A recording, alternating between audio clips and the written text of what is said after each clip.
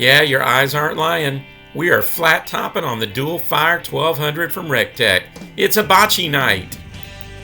So welcome to the channel, and don't forget to like and subscribe as we kick off a great cook.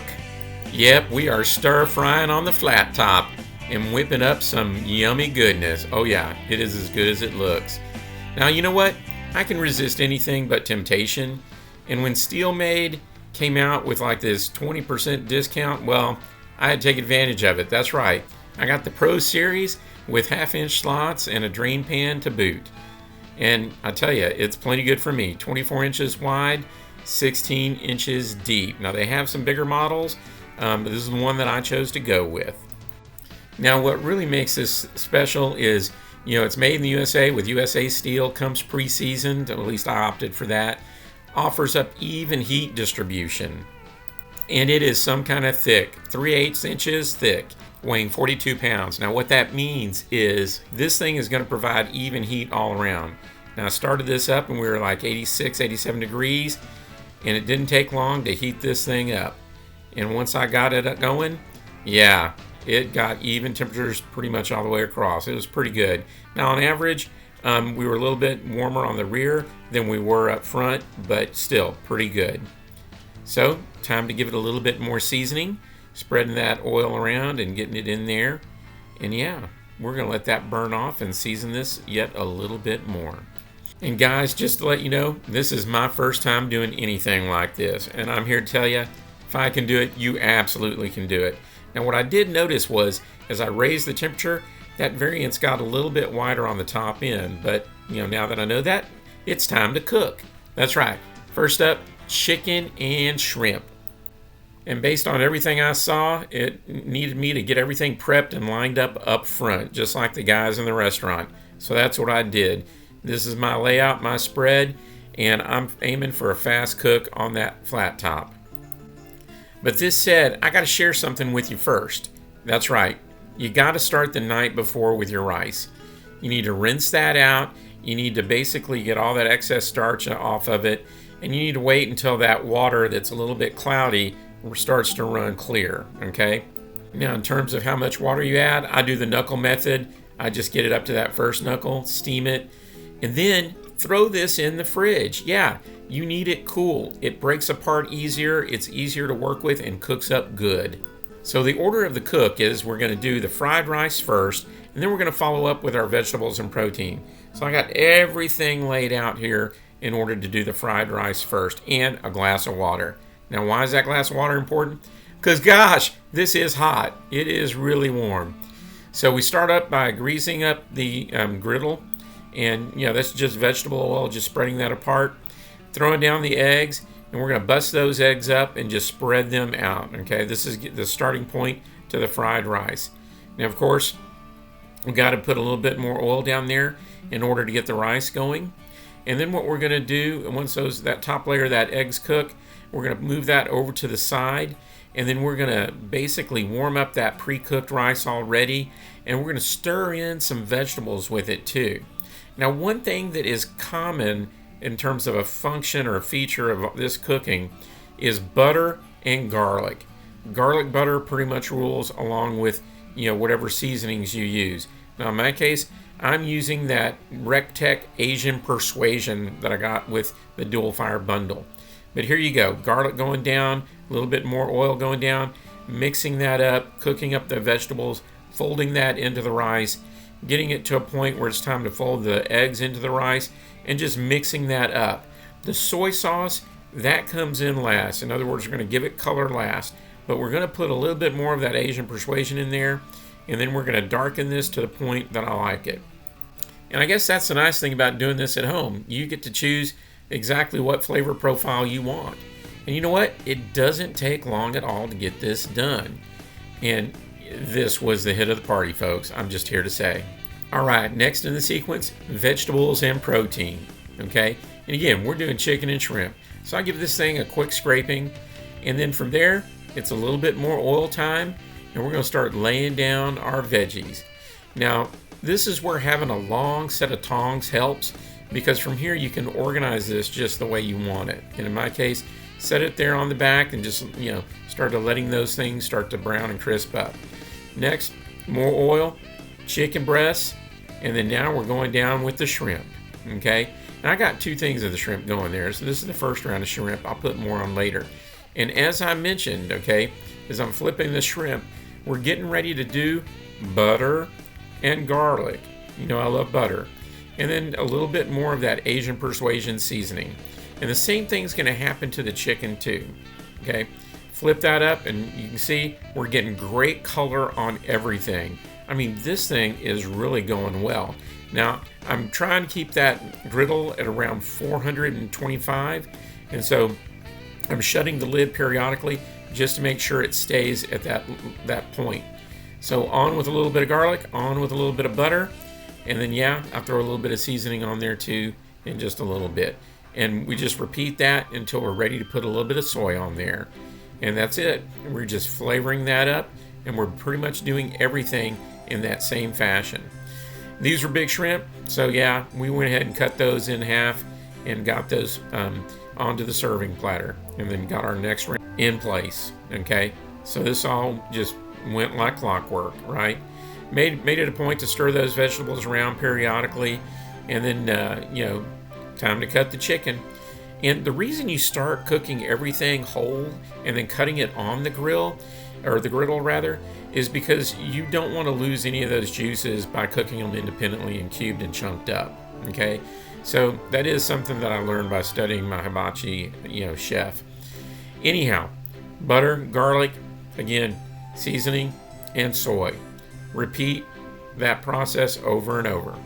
So off come the shrimp, and then pretty soon we're going to be ready to take off some of that chicken, because you know what? It was looking done as well. And as you can see, it was looking good. And next up, we're just slicing up these vegetables and finishing them up as well, just mixing them together, giving them a little bit of stir-fry toss right there on the flat top. And again, we added butter, soy, and Asian persuasion seasoning. And I gotta tell you, this was one awesome meal. For my first time out, everybody raved about it. Now that next day, they liked it so much they said, "Hey Dad, we want to do it again." Well, I went ahead and said, okay, I've got some ribeyes. We'll go ahead and make it steak and chicken. So yeah, that next night we did steak and chicken. But you know what?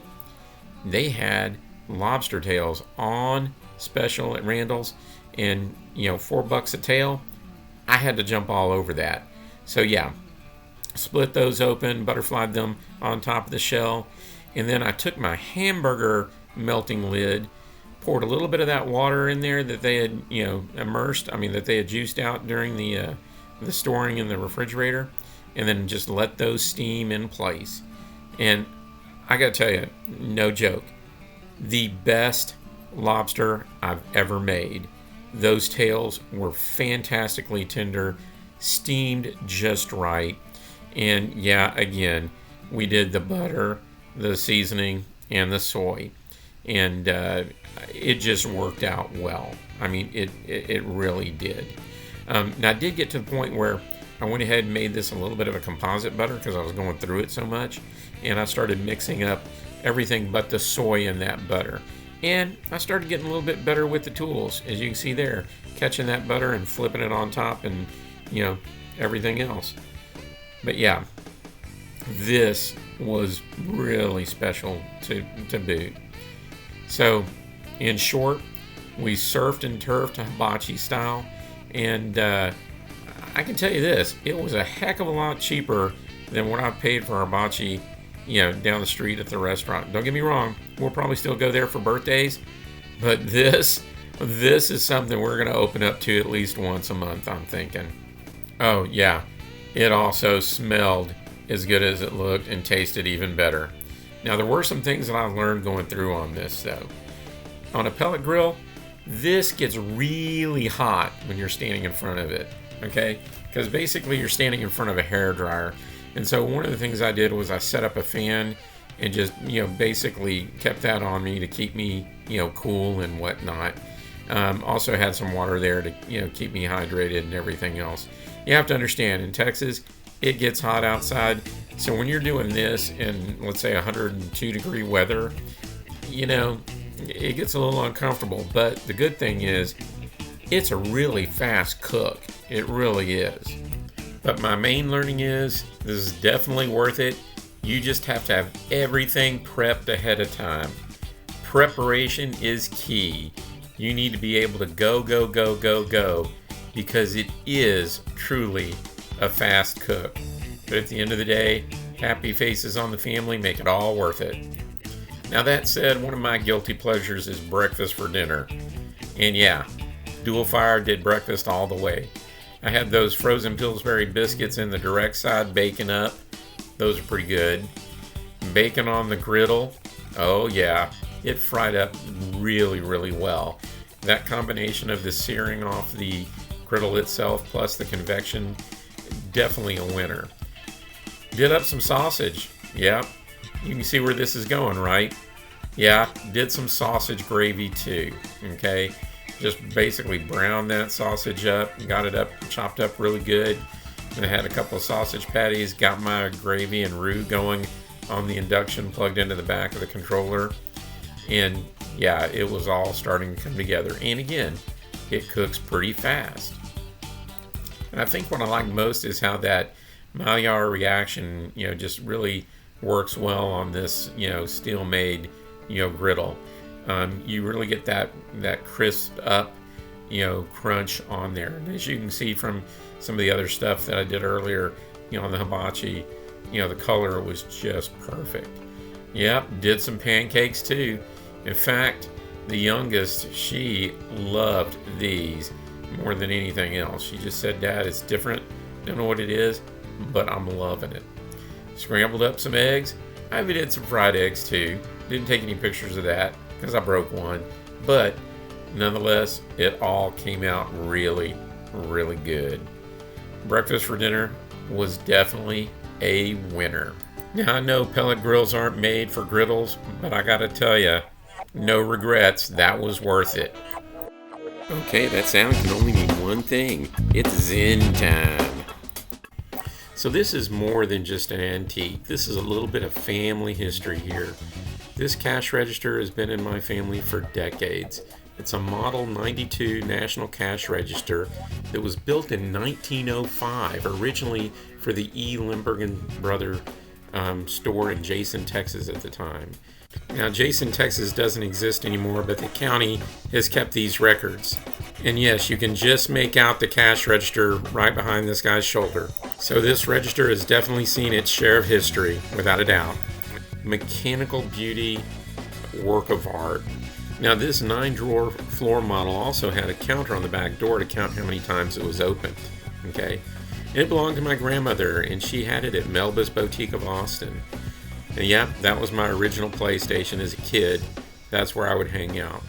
My Uncle Gene helped run the place, and so did my mom. But of course it bore my grandmother's name, Melba. And now, over 50 years later, I'm working with Adam of Colonial Brass here in Houston, Texas, to get this beautiful baby restored. That's right. We're going to do a restoration project on this thing. It's going to be great. I know it.